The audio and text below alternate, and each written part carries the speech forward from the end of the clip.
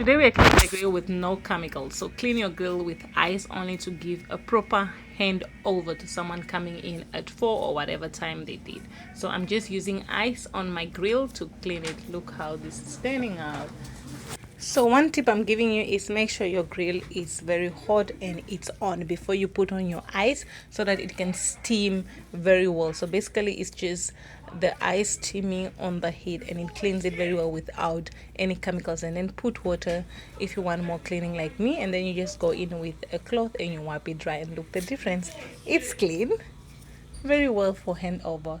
So if you have a moment, like, subscribe, let me know if this video was helpful to you and where you are watching from. Take care. Ciao ciao, love you all.